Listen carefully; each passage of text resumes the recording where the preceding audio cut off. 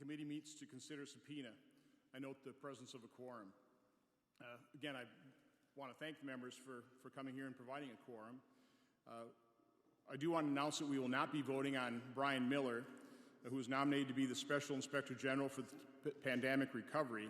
I really do appreciate the cooperation we got from the ranking member and the minority.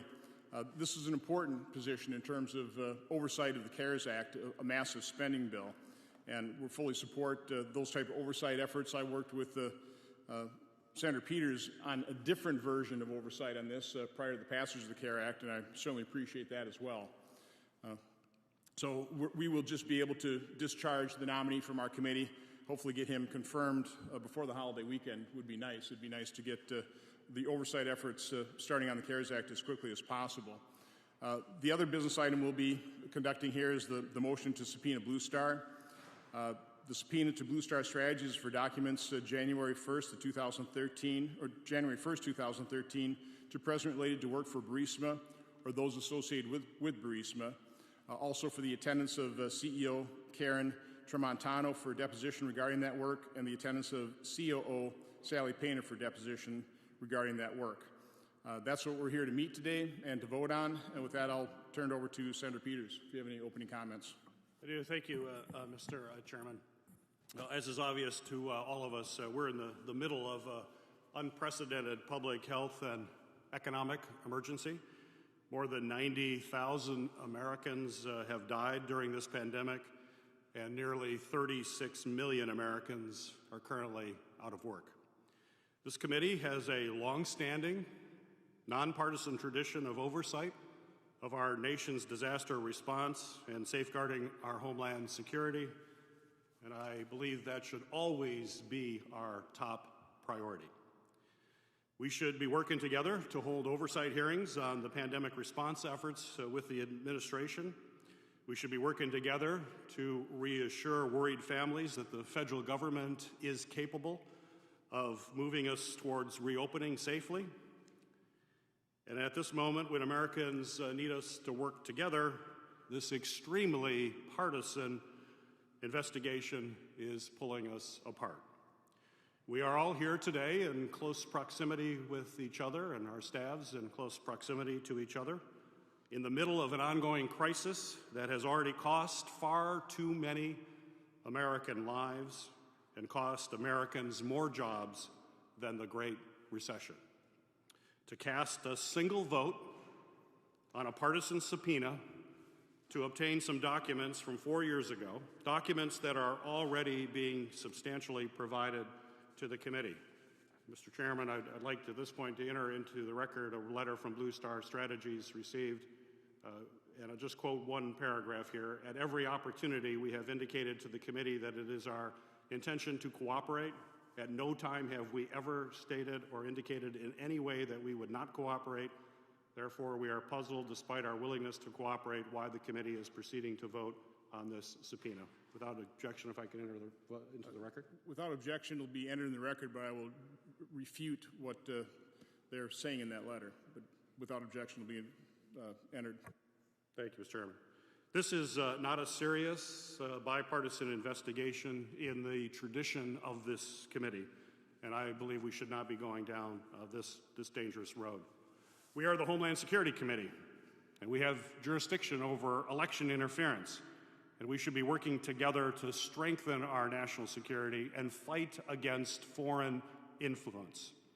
Unfortunately, this misguided subpoena risks amplifying efforts of our foreign adversaries to interfere in the 2020 election. This should not be about politics. What we need to be focused on is national security, and we should be acting that way as a committee. I have been requesting since December that the members of this committee be briefed by both the FBI and the intelligence community. We can't allow this committee to be taken advantage of by adversaries who are seeking to subvert our democracy. And I again ask, Mr. Chairman, if we could arrange briefings before we go further down the road with both the FBI as well as the intelligence community. And with that in mind, I'd like to offer a motion to put on the table. Mr. Chairman, I move to table consideration of this subpoena until members of this committee receive briefings related to this investigation and foreign intelligence efforts from the FBI and the intelligence community. Your motion is noted. Does any member wish to discuss the motion? If not, the committee will proceed to consideration of the motion to table the subpoena vote. If I ask a roll call vote? Okay, the clerk will call the vote, or the roll. Senator Portman. No. Senator Paul. No. Senator Lankford. No. Senator Romney. Oh, no by proxy. Senator Scott. Senator Enzi. No. Senator Holy. No. Senator Peters. Yes. Senator Carper. Yes by proxy. Senator Hassan. Senator Harris. Senator Sinema. Yes by proxy. Senator Rosen. Senator Johnson. Yes. I mean, no. Kind of get on a roll there.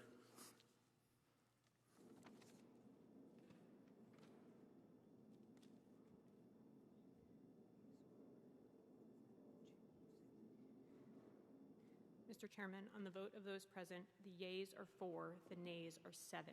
On the vote by proxy, the yeas are 2, the nays are 1. On this vote, the yeas are 6, the nays are 8, and the motion is not agreed to. So the motion on the subpoena is not tabled, so the committee will proceed to the consideration of the motion to issue a subpoena to Blue Star Strategies as described in Schedule A. Does any member wish to discuss the motion? If not, the question is on the motion before us. The clerk will call the roll. Mr. Chairman. Oh. Senator Hassan. Thank you, Mr. Chairman. Our nation is in the midst of a crisis, the likes of which we have not seen in my lifetime. More than 90,000 Americans are dead, and more than 36 million Americans have filed for unemployment. In my state of New Hampshire, our nursing homes tell me that they still don't have rapid testing and personal protective equipment at the levels that would help them truly protect their residents and their workers. We lost 10 people yesterday, 9 of whom were in nursing homes. And we don't yet have the nationwide public health strategy in place that we need to allow our economy to begin to recover.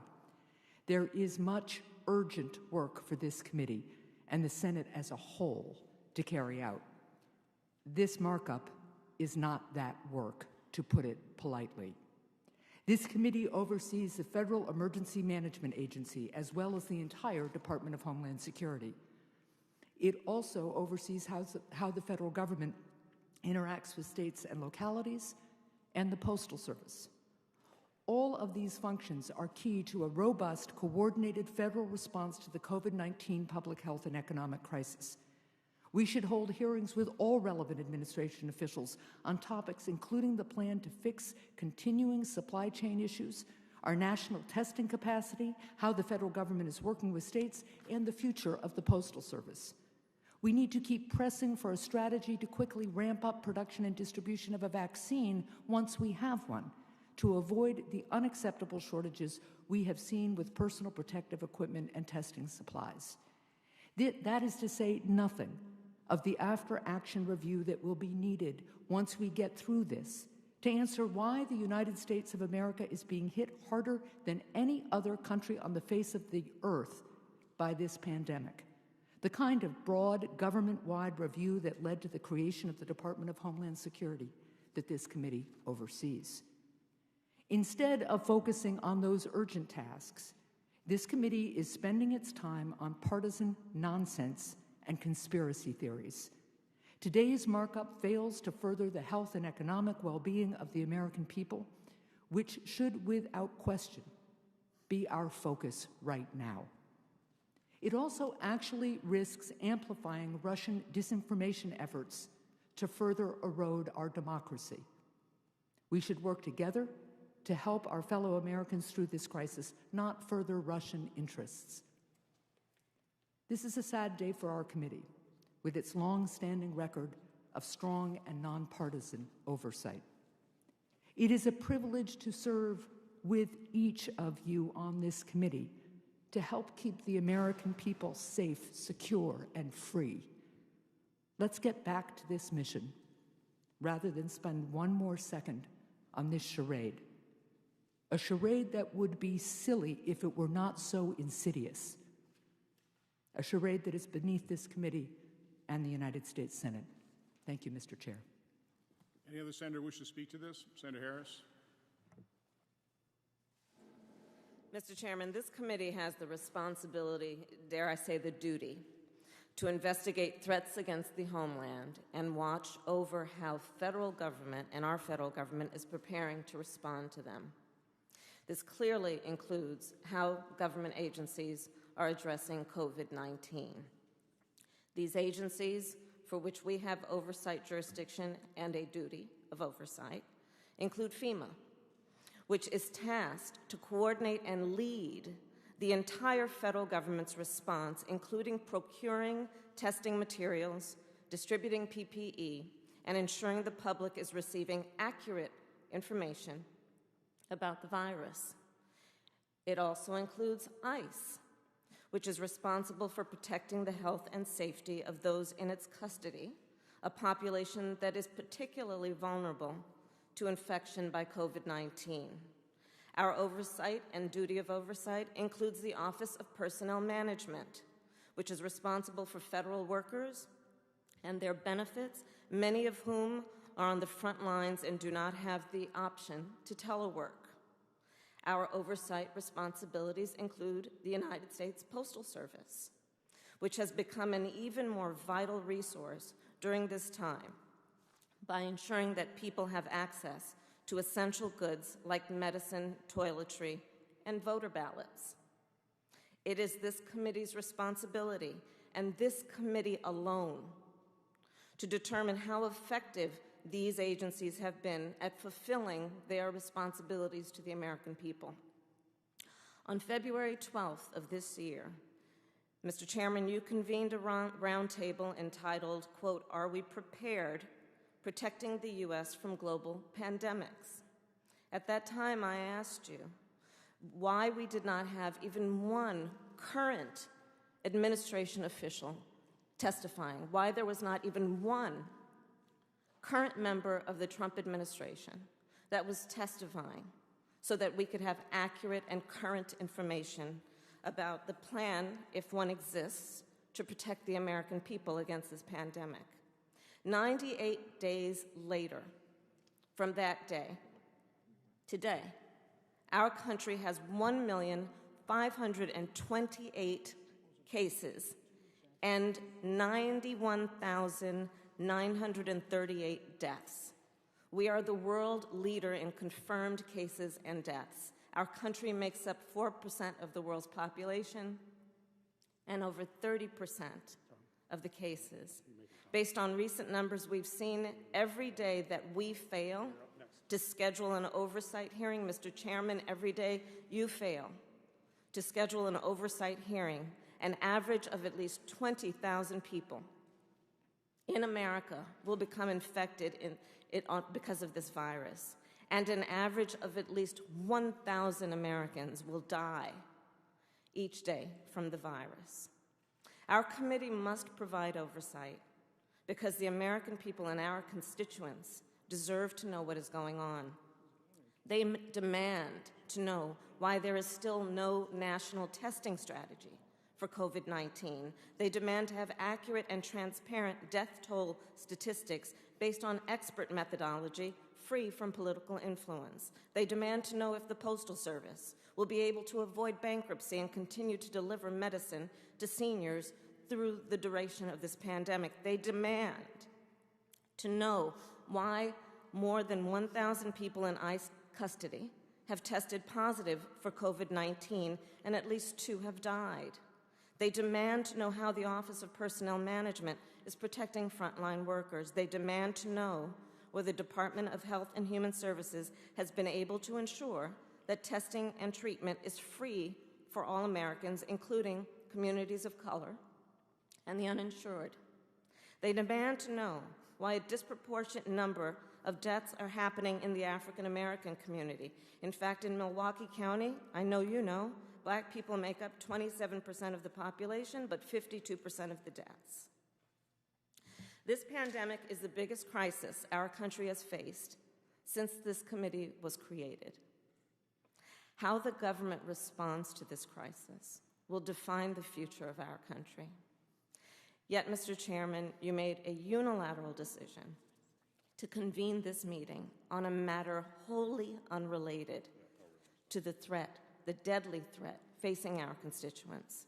You made the decision to force a vote on a purely political matter that will do absolutely nothing for those at risk of contracting COVID-19.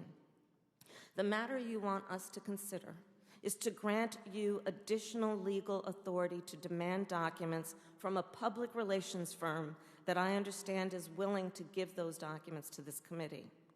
So this is not nearly as urgent as COVID-19 and our duty to perform oversight over the federal agencies that are supposed to be helping the American people.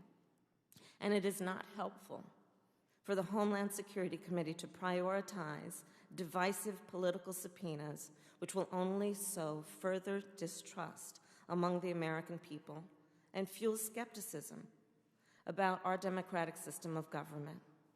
Today's agenda reveals a lot about the Senate majority's priorities, sadly. There are literally matters of life and death waiting for our committee's attention. But instead, this committee is doing the president's personal bidding. Members of this committee, I urge you to vote against this political sideshow so that we can focus our attention on the pandemic that is threatening the lives and livelihood of the American people. Thank you, Mr. Chairman. Thanks, Senator Harris. I will give any member that wants to speak to this chance to speak after we vote. I want to be mindful of everybody's time. So at this point in time, yes? Mr. Chairman. No, we'll do it after the vote. The motion is on the question Mr. before Chairman, us. Mr. Chairman, I ask unanimous consent that I have an opportunity to speak for 5 minutes. Sorry, I couldn't understand you. I ask unanimous consent to speak for 5 minutes. I'm sorry, I can't understand the muffled. I ask unanimous consent to speak for 5 minutes, please. After we take the vote. Mr. Chairman. Mr. Chairman. No more than 5 minutes. This will be the last member speaking before we actually take the vote. Go ahead, Senator Carper. Thank you. Put the clock on. Blue Star Strategy. Who is Blue Star Strategy? I had no idea. They're led by a woman named Karen Tramontano. Who is she? She used to be a deputy chief of staff in the Clinton administration this last term. She worked alongside Erskine Bowles. She worked alongside former Secretary of Health and Social Service, Sylvia Burwell. I called Erskine Bowles. I said, who is this woman? He said, I worked with her for years. She's a very fine woman, one of the finest people I've worked with. That's who she is. She's willing to meet with this panel, this committee, anytime. They've provided information. They've been responsive to the request for information. Not once, not twice, as recently again as this week. They're willing to come and talk with you. And anybody ask any questions that you want. Their attorney is a guy named Peter Kadzak. Who is he? I didn't know who he was, so I found out. He was a partner for 30 years at the law firm of Dick, Steen, and Shapiro. He was a U.S. attorney. For the last several years, he's been a partner at Venables. And he's there's a fellow that we've been working with, that your team has been working with. Yesterday, a wonderful woman died. Her name was Annie Glenn. Who is she? She's the widow of John Glenn, who used to lead this committee. He used to lead this committee with people like Bill Roth. And you know what? They worked together. They got all kinds of stuff done. When I was elected to the United States Senate, I asked Joe Lieberman, I said, what committee should I try to get on? He said, get on governmental affairs. You're a treasurer, you're a governor, it'll be good, you'll be good at this. Do oversight, save money, you'll like it. Little I know that later that year, 9/11 would come along. We'd face the biggest crisis we'd faced probably since World War II. And you know what happened? We pulled together. This committee, under the leadership of Susan Collins, under the leadership of Joe Lieberman, pulled together. The 9/11 Commission gave us 40 unanimously approved recommendations. We adopted them, almost all of them. We implemented almost all of them. You could walk into a room, a staff meeting between Susan's staff and Joe. You wouldn't know who was on whose side. It was just that good. Look, we face the biggest crisis we faced, I think, since 9/11. Since 9/11. Kamala has already shared with us some of the challenges that we face in this pandemic. We've already lost more people, more lives than we lost in the Vietnam War. Before this is over, we'll lose twice as many.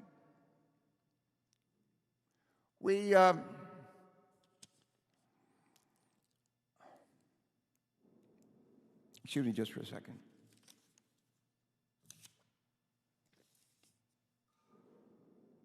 Our unemployment rate will soon reach what it was in the Great Depression. We found out more new debt in 4 months than we have in 4 decades. There's a crying need for oversight and all this stuff, and we're not doing it. Postal Service going down again. And meanwhile, what are we going to focus on? We're going to focus on this, which rally divides us. I'll close with this, Mr. Chairman. My first year in the Senate, I was presiding over the Senate, and a guy named Mike Enzi got up to speak, and he talked about the 80-20 rule. I didn't know what he was talking about. And I asked him to come and talk to me. The presiding officer said, what is the 80-20 rule? He said the 80-20 rule is what makes Ted Kennedy and me so successful in leading the Help Committee. And I said, what is it? And he said, Ted and I agree on 80% of the stuff. We disagree on 20% of the stuff. We focus on the 80% where we agree. We set aside the other 20%, and we'll come back and deal with that some other time. We should abide by Mike Enzi's advice. Let's focus on where we agree. There's so much to be done in the wake of this pandemic. So much to be done. We should focus on that, not the stuff that divides us. And last, I want to say your words, Mr. Chairman. These are your words from last week, and you said, at the end of our hearing, you said to me, I appreciate your comments, and I appreciate really the way you have approached your chairmanship when you were the ranking member as well. And I think we have all continued the tradition that Susan Collins, Senator Lieberman, myself, yourself, Tom Coburn have laid out for this committee. You thank me for my work. I thank you for those words. I want you to be that chairman who spoke that day. We need for you to be that chairman. Our country needs to be that chairman. Thank you. As the committee members are well aware, this is not my choice to spend any amount of time on this vote. I would have issued the subpoenas quietly, we would have gathered the information, we would have moved on. I would remind everybody when we spoke about the Teleshenko subpoena down in the SCIF, it was actually bipartisan suggestion, if you want the records from Blue Star, why don't you subpoena Blue Star? I said, so I will. And so that's what we're doing here. So now we'll vote. The question is on the motion before us. The clerk will call the roll. Senator Portman. Senator Paul. Yes. Senator Langford. Senator Romney. Aye by proxy. Senator Scott. Senator Enzi. Aye. Senator Hawley. Aye. Senator Peters. No. Senator Carper. No. Senator Hassan. No. Senator Harris. Senator Sinema. No by proxy. Senator Rosen. No. Senator Johnson. Aye.